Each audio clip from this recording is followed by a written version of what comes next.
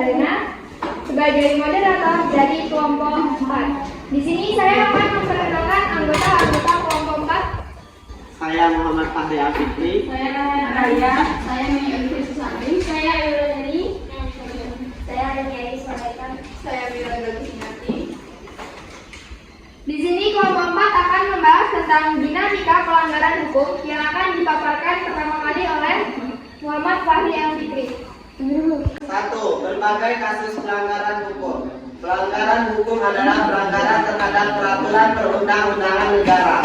Pelanggaran hukum merupakan bentuk ketidakpatuhan terhadap hukum.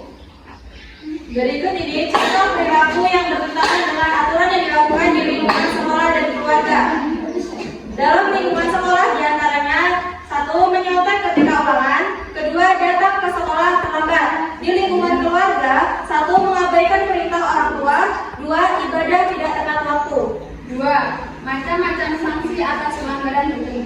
Agama adalah petunjuk hidup yang bersumber dari Tuhan yang disampaikan melalui utusan-utusannya yang berisi perintah, larangan atau anjuran-anjuran. Selanjutnya yaitu kesusilaan. Kesusilaan adalah pedoman pergaulan hidup yang bersumber dari hati nurani manusia tentang baik buruknya suatu perbuatan. Selanjutnya, sopanan adalah pedoman hidup yang timbul dari hasil pergaulan manusia dalam masyarakat.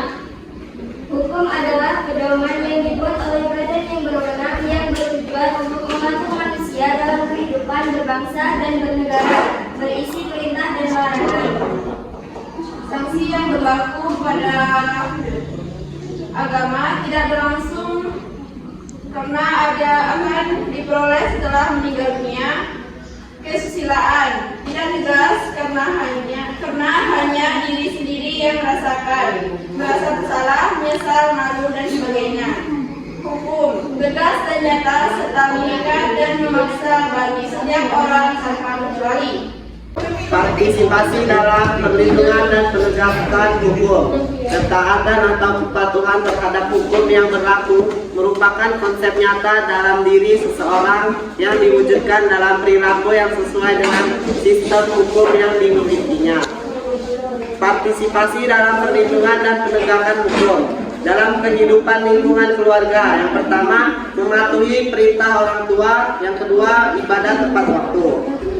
Lingkungan sekolah, yang pertama tidak menyontek saat ulangan, yang kedua memperhatikan saat guru menjelaskan. Dalam lingkungan masyarakat, yang pertama bertugas ronda, yang kedua ikut serta dalam kegiatan kerja bakti. Selanjutnya sesi yang kedua yaitu tanya jawab kepada kelompok lain yang ingin bertanya dan diwajibkan untuk bertanya. Dipersilakan. Izin bertanya. Kepada Nurul dipersilakan bertanya. Assalamualaikum warahmatullahi wabarakatuh. Waalaikumsalam warahmatullahi wabarakatuh. Pertanyaannya yaitu apa itu dinamika pelanggaran hukum? Kepada Ani Faiza Kamila dipersilakan untuk bertanya. Tadi kan kalian membahas tentang pelanggaran dinamika hukum. Dinamika ya. Nah, sebutkan contoh perilaku yang bertentangan dengan aturan yang dilakukan di lingkungan sekolah.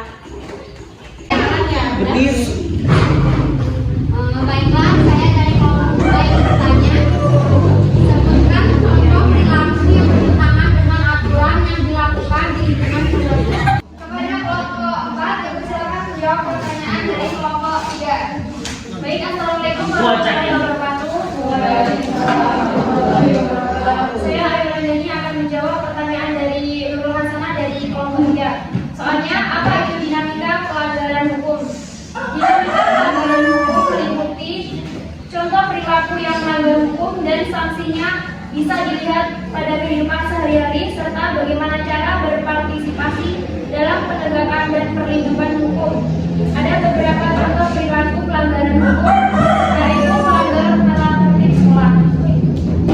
Ya, terima kasih.